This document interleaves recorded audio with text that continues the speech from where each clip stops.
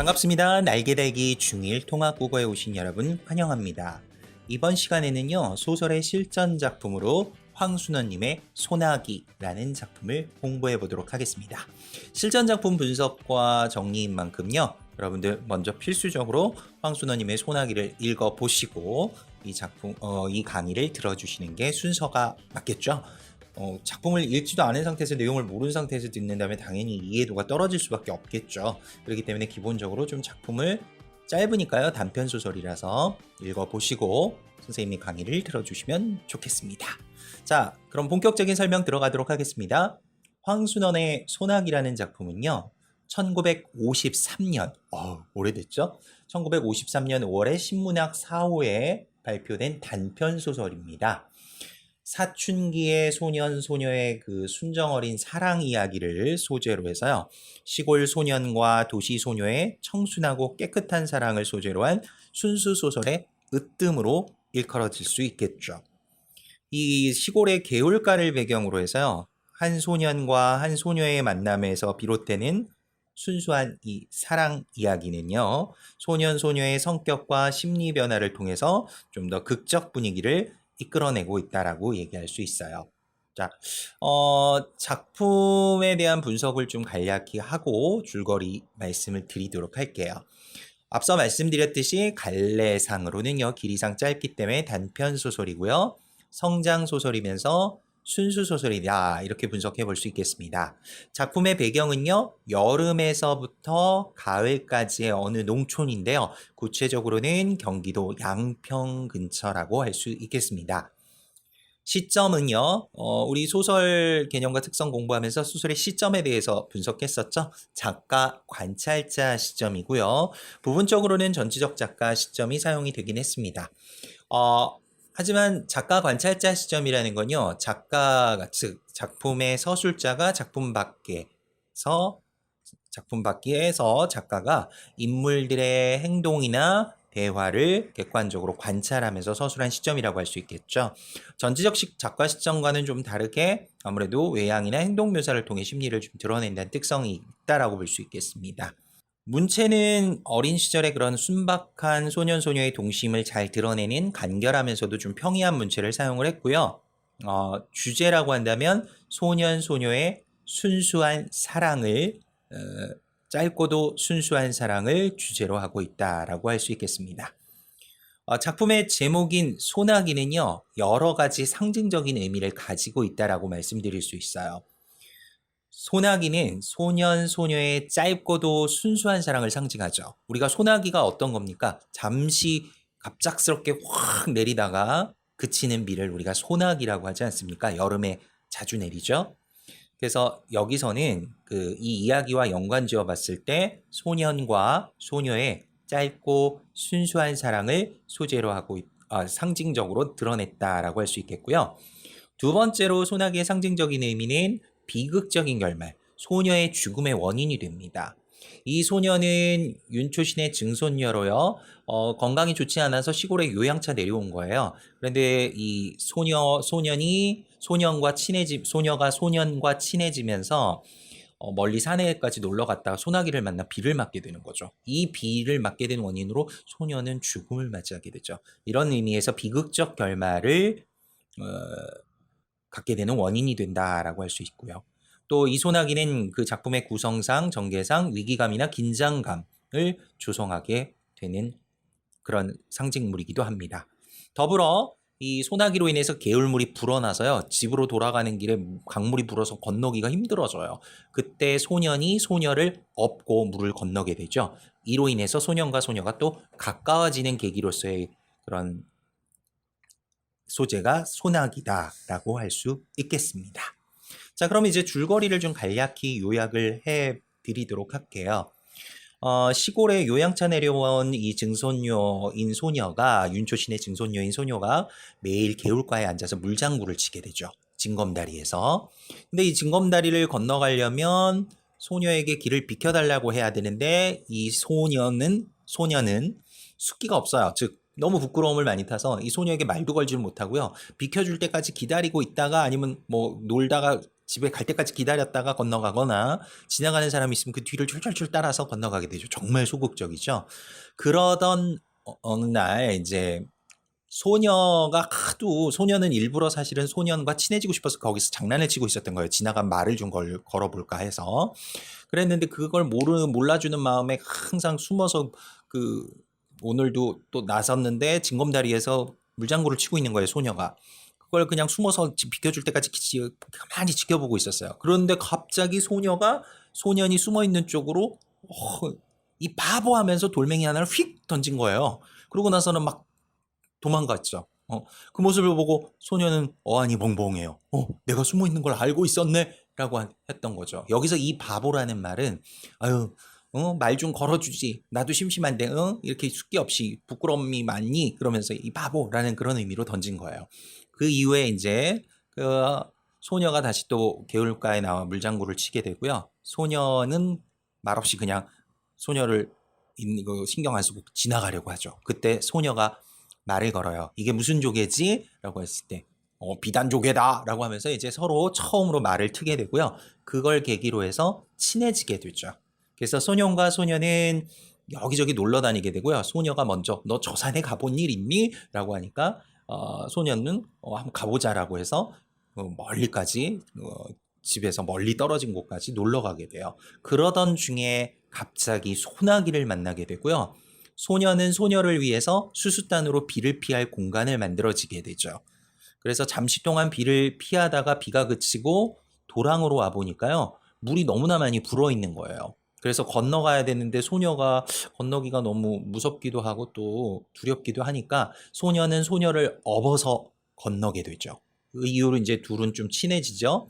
그 뒤로 그러고 나서 이제 각자 헤어지고 난 뒤에 한참 동안을 소녀의 모습이 보이지 않는 거예요. 그래서 한동안 걱정을 하던 소년이 며칠 뒤 개울가에 나온 소녀의 모습을 보게 되죠. 그러면서 소녀의 모습은 굉장히 헬스케져 있었고요. 소녀는 부모의 사업 실패로 고향집을 팔고 양평으로 곧 이사를 이제 다시 이사를 간다는 그런 이야기를 하게 됩니다. 그래서 결국 이런 소년애가 이사하는 날 소년은 아버지로부터 소녀가 결국 죽었다는 너무나 가슴 아픈 말을 들리게 되죠. 그러니까 여기에서는 내가 잠시 깜빡 잠이 들었는가 했는데 마을에 갔던 아버지의 말이 들리죠. 많은 재산을 다 날리고 악상까지 당했다는 그런 말을 듣게 돼요. 그러면서 이렇게 말하는 소리가 들리죠. 근데 참 이번 그 여자애는 어린 것이 영악스럽지가 않다. 글쎄 죽기 전에 이런 말을 했다지 자기가 죽거든 자기가 입던 옷을 꼭 그대로 입혀서 묻혀달라고 라고 했다는 거예요. 왜요? 그 옷 입었던 옷은요. 소년과 놀러 가던 날 소년의 등에 엎였을 때 올맞던 얼룩이 있던 옷이에요. 그 얼룩 있는 옷을 왜 굳이 입혀서 묻혀달라고 했느냐. 소년과의 추억을 영원히 간직하고 싶다는 이야기죠. 그러면서 어떻게 보면은 좀 마음 아프게 좀 새드 엔딩으로 끝나는 그런 결말이라고 말씀드릴 수 있겠습니다. 작품의 줄거리는 이렇게 정리를 해볼 수 있겠고요. 전반적으로는 발단, 전개, 위기, 절정의 기본 5단 구성으로 이루어져 있습니다. 발단은 소년과 소녀의 만남에서 시작이 되고요. 그 조약도를 매개로 해서 소년과 소녀의 서로에 대한 관심을 볼 수 있게 되죠. 그 전개에서는 소년과 소녀가 본격적으로 이제 좀 친해지게 되는 단계인데요. 비단조개라든가 뭐 이런 것들이 소년과 소녀의 그 대화의 매개체가 되고요.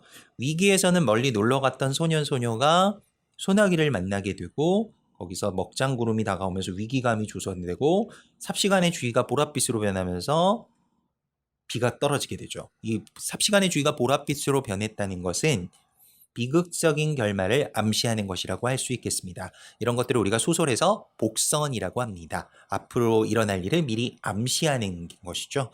이런 것들이 왜 있나요? 라고 할 텐데 그냥 생뚱맞게 뭐 갑자기 이상한 결론이 나면 그렇잖아요. 그러니까 그런 것들을 미리 암시해서 자연스럽게 이어갈 수 있게끔 하는 이야기의 구조 형식에서 들어가는 우리가 기법이라고 할 수 있겠습니다.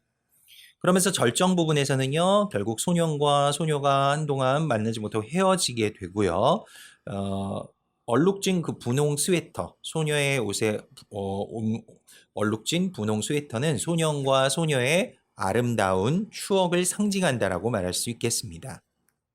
그리고요, 또 이제 그 마지막 결말 부분에서는 소녀의 죽음의 소식을 듣게 되죠. 그러면서 소녀가 마지막에 남긴 그 유언은 소년과의 추억을 영원히 간직하고 싶다는 의미로 볼 수 있겠습니다. 전체적인 결말의 특징을 보면요, 좀 비극적인 결말을 가져왔었죠. 그래서 짧고도 순수했던 소년 소녀의 사랑을 강조하기도 하고요. 소녀가 마지막에 그 입었던 옷을 그대로 묻어달라라고 한 것은 대화를 통해서 좀 간접적인 그런 어떤 의미의 전달인데요. 소녀의 유언을 통해서 그 주제, 소년 소녀의 순수한 사랑이라는 주제를 좀 더 함축적으로 여운 있게 전달한다라고 이야기할 수 있겠습니다. 자, 이렇듯 이 작품엔 주요 등장인물은 소년과 소녀가 등장하게 되는데요. 등장인물의 성격 변화를 좀 살펴보면요. 소년은 소나기를 맞기 전에는 굉장히 소극적이었어요. 그런 이후 소나기를 맞은 뒤 소나기가 내린 뒤에 좀 더 적극적으로 변해서 소녀를 리드하면서 또 소녀를 업기도 하죠. 적극적인 성격으로 변하죠. 반면 소녀는 처음에는 소년과 친해지기 위해서 굉장히 적극적이었다가 친해진 이후 역시 소년은 좀 다소곳하고 소년이 하자는 대로 이렇게 따라가는 소극적인 성격으로 바뀌게 되죠. 이런 성격 변화들이 있다는 것을 좀 기억을 해주셔야 되겠고요. 여기서 우리가 좀 잠깐 또 짚고 넘어가야 될 부분들이 있겠죠. 구절에 나왔던 중요한 의미들을 좀 다시 좀 파헤쳐서 살펴보도록 하겠습니다. 자, 그러면 여기서 궁금이를 한번 불러볼게요. 궁금아. 네, 선생님. 잘 계셨어요? 물론이지. 자, 오늘 소나기의 그 구절별 의미에 대해서 좀 분석하려고 하는데 함께 해주겠니? 네, 물론이죠. 소나기는 참 읽으면서 한편으로 마음이 한켠이 되게 아팠던 작품이에요. 소년, 소녀의 순수한, 짧고도 순수한 사랑을 잘 표현한 작품이긴 했는데, 마음 한켠이 꽤 아팠어요. 그래. 물론 그렇겠지. 자, 그러면 구절별 의미에 대해서 한번 살펴보도록 할게. 작품에서 보면 소녀의 입술이 파랗게 질렸다라는 부분이 나오는데 이건 뭘 의미하는 거라고 생각하니? 궁금함. 글쎄요. 소녀의 입술에 파란 립스틱을 발랐나요? 그건 아니란다. 여기에서 소녀의 입술이 파랗게 질렸다는 것은 소나기를 맞은 이후에 몸이 굉장히 체온이 내려가면서 추워지니까 몸이 굉장히 상태가 좋아지지 않았다는 것을 의미하는 거기 때문에 소녀의 죽음을 암시하는 것이라고도 할 수 있지. 그렇구나. 그런 장치가 있었군요. 그렇지. 그리고 삽시간에 주위가 보랏빛으로 변했다라는 이런 구절이 나오기도 해. 여기는 역시 소나기가 내릴 것을 암시하는 것으로 역시 소나기 때문에 소녀가 죽는 원인이 되니까 이것도 비극적 결말을 암시하는 거라고 할 수 있겠지. 그리고 소년이 소녀에게 선물했던 꽃묶음 기억하니? 네. 작품 속에서 보면 소년이 소녀를 좋아하는 마음에 꽃을 꺾어서 꽃다발을 만들어주는 걸 봤어요. 그렇지. 여기서 그런데 소나기를 맞은 이후에 가지가 꺾이고 일그러진 그 꽃송이가 보여지게 되지. 이것 또한 꽃송이가 망그러졌다라고 나오는데 역시 비극적인 결말을 의미하는 것이라고 할 수 있단다. 그렇군요. 역시 작가가 되는 건 쉬운 게 아닌 것 같아요. 이렇게 구절별에 심오한 의미들이 담겨 있다니 말이에요. 물론이지. 그래서 작품의 그 표현법이라든가 구절의 의미들을 잘 이해해야 더 작품의 이해가 쉬운 거란다. 네, 알겠습니다.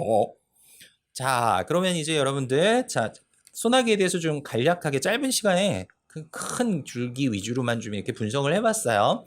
자, 여러분들, 그러면 이제 여러분들이 제대로 잘 이해하고 있는지를 확인하는 팝 퀴즈 시간입니다. 자, 궁금이와 함께 한번 해볼까요? 자, 궁금아, 문제 출제해 주겠니? 네, 물론이죠. 여러분들 팝 퀴즈 소나기에 관련한 팝 퀴즈 나갑니다. 팝 퀴즈 듣고 여러분들 OX로 답해 주세요. 팟퀴즈 1번. 소나기는 소년과 소녀의 짧고도 순수한 사랑을 상징한다. 맞으면 O, 틀리면 X로 답해 주세요. 정답은 딩동댕 O입니다. 두 번째 문제입니다. 소나기에서 조약돌은 소년이 소녀에 대한 미움을 드러낸 소재이다. 맞으면 O, 틀리면 X. 정답은 X입니다. 왜냐고요? 조약돌은 소년과 소녀의 서로에 대한 관심을 드러낸 소재죠. 작품 속에 소녀가 먼저 소년을 향해 조약돌을 던지고요. 그 조약돌을 주워든 소년은 계속 주머니 속에 만지작거리며 소녀를 그리워하죠. 그런 의미에서 서로에 대한 관심이라고 할 수 있겠습니다. 정답은 X입니다. 마지막 세 번째 문제 되겠습니다. 작품 속에서 망그러진 꽃묶음은 소년이 소녀에 대한 미움을 드러내는 소재이다. 맞으면 O, 틀리면 X. 정답은 X입니다. 왜냐고요? 꽃묶음이 망그러진 것은 비극적 결말을 암시하는 거라고 할 수 있습니다. 소녀의 곧 죽음과 관계되는 것이지요. 그러므로 정답은 X라고 할 수 있겠습니다. 아우, 수고했어요. 궁금이.